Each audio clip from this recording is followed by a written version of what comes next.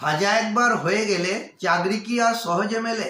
এবার মিলবে, যদি আপনি হাইকোর্ট বা সুপ্রিম কোর্ট থেকে এই বেনিফিট বা অর্ডার নিয়ে আসতে পারেন। সাধারণত আদালত যদি কারো সাজা ঘোষণা করে থাকে আর সে যদি সরকারি কর্মচারী হয়ে থাকে, তাহলে তাকে চাকরি থেকে সাসপেনশন বা ডিসমিস করে দেওয়া হয়। বেসরকারি চাকরি ক্ষেত্রেও সাজাপ্রাপ্ত আসামির কোনো স্থান নেই। চাকরি পাওয়ার ক্ষেত্রেও একই সমস্যা হয়ে থাকে।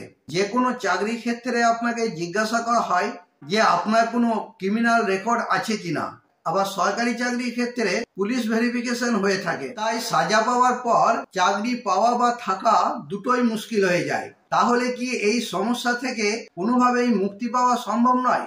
মুক্তি পাওয়া সম্ভব, যদি আপনি হাইকোর্ট বা সুপ্রিম কোর্ট থেকে প্রবেশন আইনে বেনিফিট নিতে পারেন।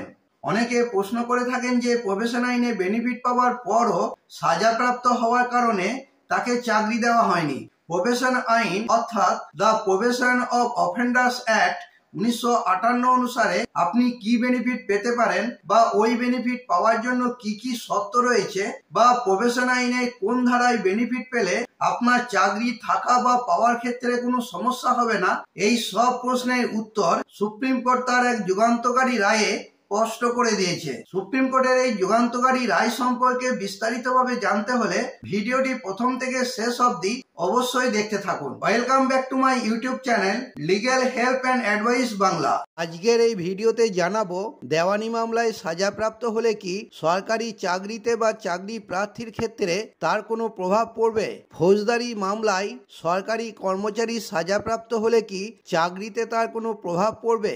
ফৌজদারি মামলায় চাকরি প্রার্থী সাজাপ্রাপ্ত হলে কি চাকরি পাওয়ার ক্ষেত্রে তার কোনো প্রভাব পড়বে।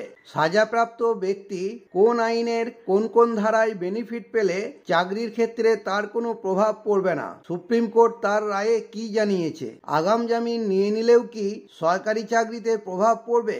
বধূ নির্যাতন অর্থাৎ 498 ক ধারায় মামলা হলে কি সরকারি চাকরিতে প্রভাব পড়তে পারে। চ্যানেল মেম্বারশিপ, আজই এই চ্যানেলের সাথে সরাসরি যুক্ত হন। দেরি না করে চ্যানেলের মেম্বারশিপ গ্রহণ করুন। আপনার নিজের ও আপনার পরিবারের যে কোনো সমস্যার আইনি সমাধান জানাতে এই চ্যানেল সবসময়ের জন্য গুরুত্বপূর্ণ ভূমিকা পালন করবে। আমরা মেম্বারদের সমস্যা সমাধানের জন্য আলাদা ভিডিও বানিয়ে থাকি, যেগুলি কেবলমাত্র মেম্বারশিপ গ্রহণ করলেই দেখতে পাবেন। মেম্বারশিপ নিতে ভিডিওর নিচে থাকা জয়েন বাটনটি ক্লিক করুন। আজই চ্যানেলটিকে আপনার পরিবারের সদস্য বানিয়ে ফেলুন। আইনি সমস্যা সংক্রান্ত আমার আরো অনেক ভিডিও লিঙ্ক ডেসক্রিপশনে দেওয়া আছে। আপনার সমস্যা সম্পর্কিত কোনো ভিডিও থাকলে দেখে নিতে পারেন। ভিডিওটি ভালো লেগে থাকলে একটি লাইক দেবেন ও শেয়ার করবেন। চ্যানেলে নতুন হলে চ্যানেলটিকে অবশ্যই সাবস্ক্রাইব করে নেবেন। সবার আগে প্রয়োজনীয় আইনি তথ্য ও পরামর্শ পেতে পাশে থাকা বেল আইকনটি ক্লিক করে অল বাটনটি প্রেস করে দেবেন, কারণ এই চ্যানেল আপনাদের সমস্যা সমাধানের সহায়ক হিসেবে কাজ করে থাকে।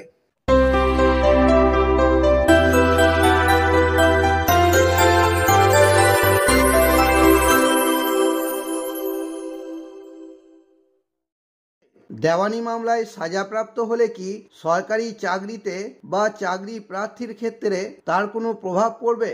আপনি যদি সরকারি কর্মচারী হন বা চাকরি প্রার্থী হন আর আপনার বিরুদ্ধে যদি আদালতে দেওয়ানি মামলা অর্থাৎ সম্পত্তি বা কৃষি জমি সংক্রান্ত মামলা চলে, বা ওই সংক্রান্ত মামলায় আদালতের রায় যদি আপনার বিরুদ্ধে যায়, তাহলেও সেক্ষেত্রে আপনার চাকরিতে কোনো প্রভাব পড়বে না। তবে মনে রাখা দরকার, এই সংক্রান্ত মামলায় যদি আদালতের রায় মানা না হয় আর বিরোধী পক্ষ যদি আদালত অবমাননার মামলা করে থাকে, সেক্ষেত্রে আপনার চাকরিতে প্রভাব পড়তে পারে। ফৌজদারি মামলায় সরকারি কর্মচারী সাজাপ্রাপ্ত হলে কি চাকরিতে তার কোনো প্রভাব পড়বে।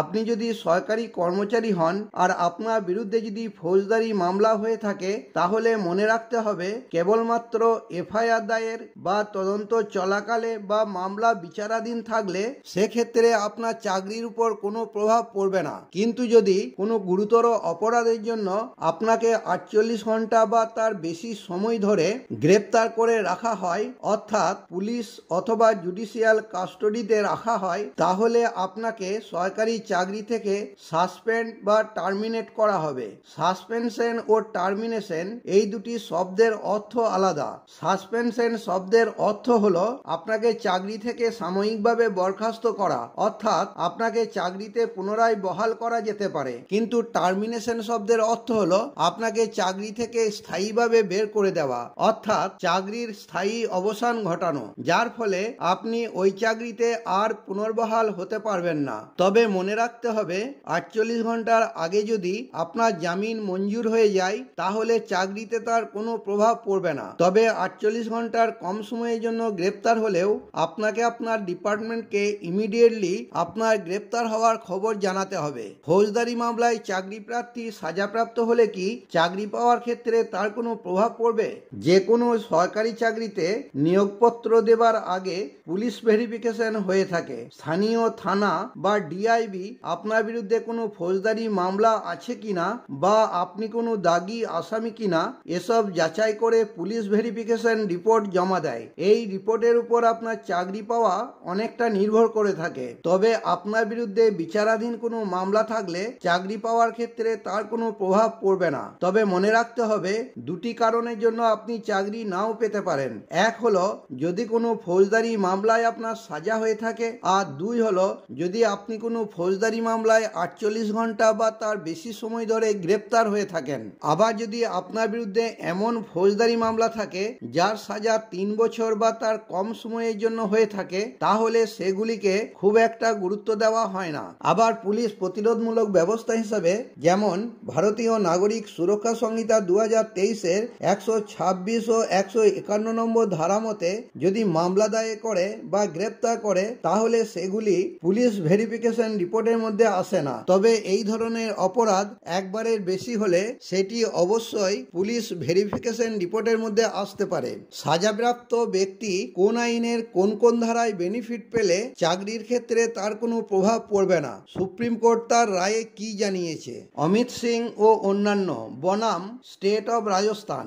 এই মামলার মূল ঘটনা হলো অমিত সিং এর বিরুদ্ধে ভারতীয় দণ্ডবিধির 307, 399, 402 ও অস্ত্র আইনের 3 ও 25 নম্বর ধারায় এফআইআর দায়ের করা হয়। এই মামলায় অমিত সিং এর বিরুদ্ধে চার্জশিট দাখিল করা হয়। সাক্ষ্য গ্রহণ পর্ব শুরু হয়। সমস্ত তথ্য ও সাক্ষ্য প্রমাণ বিবেচনা করে আদালত অমিত সিংকে ভারতীয় দণ্ডবিধির 399, 402 নম্বর ধারায় 2 বছর ও অস্ত্র আইনের 3 ও 25 নম্বর ধারায় 1 বছরের কারাদণ্ডের আদেশ দেয়।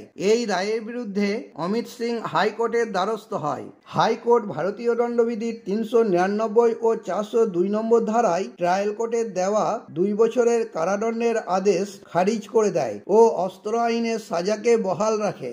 একই সাথে হাইকোর্ট অমিত সিংকে প্রবেশন অফ অফেন্ডার্স অ্যাক্ট 1958 4 নম্বর ধারার সুবিধা প্রদান করে। প্রবেশন অফ অফেন্ডার্স অ্যাক্ট 1958 4 নম্বর ধারায় মূলত বলা আছে যে যদি কোনো ব্যক্তি কম গুরুতর অপরাধ বা কম সাজাযুক্ত অপরাধ করে থাকে ও তার যদি তেমন কোনো অপরাধমূলক ঘটনা না থাকে তাহলে আদালত নিজ ক্ষমতা বলে তার সাজা মাফ করতে পারে। এই রায়ে অমিত সিং খুশি হলেও সমস্যা দেখা দেয় যখন তার চাকরির আবেদন সাজাপ্রাপ্ত হওয়ার কারণে খারিজ হয়ে যায়। অমিত সিং তড়িঘড়ি হাইকোর্টে প্রবেশন অফ অফেন্ডার্স অ্যাক্ট 1958 12 নম্বর ধারা সুবিধা প্রদান করার জন্য আবেদন করে, যাতে বলা হয় যে চাকরি পাওয়ার ক্ষেত্রে সে যেন কোনো বাধাপ্রাপ্ত না হয়। হাইকোর্ট তার এই আবেদন খারিজ করে দিয়ে জানায় যে একবার আদেশ পাস করার পর হাইকোর্ট আর সেই আদেশ পর্যালোচনা করতে পারে না। এরপর একই আবেদন নিয়ে অমিত সিং সুপ্রিম কোর্টের দ্বারস্থ হয়। সুপ্রিম কোর্ট আপিল বিবেচনা করে জানায় যে যখন কোনো ব্যক্তিকে প্রবেশন অফ অফেন্ডার্স অ্যাক্ট 1958 3 ও 4 নম্বর ধারার সুবিধা প্রদান করা হয় তখন তিনি এই আইনের অধীনে কোনো অপরাধের সাজা প্রদানের সাথে যুক্ত অযোগ্যতা ভোগ করবেন না। হাইকোর্ট ইতিমধ্যেই প্রবেশন অফ অফেন্ডার্স অ্যাক্ট 1958 4 নম্বর ধারার সুবিধা প্রদান করেছে, যার ফলে 12 নম্বর ধারার প্রয়োগ একটি স্বাভাবিক এবং ফলপ্রসূ পদক্ষেপ বা বিষয়। সুপ্রিম কোর্ট হাইকোর্টের রায়কে খারিজ করে দেয় ও অমিত সিং সহ ওই মামলায় যুক্ত অন্য ব্যক্তিদের প্রভিশন অফ অফেন্ডার্স অ্যাক্ট 1958 12 নম্বর ধারা সুবিধা প্রদান করে। এইভাবে অমিত সিং, যাকে তার দোষী সাব্যস্ত হওয়ার কারণে চাকরি থেকে বঞ্চিত করা হয়েছিল, 12 নম্বর ধারা সুবিধা পাওয়ায় চাকরি পাওয়ার ক্ষেত্রে তার আর কোনো বাধা রইল না। অ্যান্টিসিপেটরি বেল অর্থাৎ আগাম জামিন নিয়ে নিলেও কি সরকারি চাকরিতে প্রভাব পড়বে? আপনার বিরুদ্ধে যদি 3 বছরের বেশি সাজাযুক্ত অপরাধে এফআইআর দায়ের হয় আর আপনি যদি আগাম জামিন পেয়ে যান অর্থাৎ আগাম জামিন মঞ্জুর হয়, তাহলে সরকারি চাকরির ক্ষেত্রে তার কোনো প্রভাব পড়বে না। তবে ওই মামলায় যদি আপনার সাজা হয় তাহলে আপনাকে ইমিডিয়েটলি আপিল করতে হবে ও সাজার অর্ডার খারিজ করাতে হবে। তা না হলে আপনাকে সরকারি চাকরি থেকে সাসপেনশন বা টার্মিনেশন করে দেওয়া হবে। বধূ নির্যাতন অর্থাৎ 498 ক ধারায় মামলা হলে কি সরকারি চাকরিতে প্রভাব পড়তে পারে? আপনি যদি সরকারি কর্মচারী হন আর আপনাকে বধূ নির্যাতন মামলায় গ্রেপ্তার করা হয় ও আপনি যদি 48 ঘন্টার মধ্যে জামিন না পান, তাহলে চাকরির ক্ষেত্রে অবশ্যই প্রভাব পড়বে। তবে খোরপোশ সংক্রান্ত যে কোনো মামলার অর্ডার হলে আপনার চাকরির ক্ষেত্রে কোনো প্রভাব পড়বে না। আজ এই পর্যন্তই। এই সংক্রান্ত কোনো সমস্যা থাকলে কমেন্টে জানাবেন। ভিডিওটি ভালো লেগে থাকলে সাবস্ক্রাইব করে দেবেন। Legal help and advice Bangla channel সর্বদা আপনাদের পাশে আছে।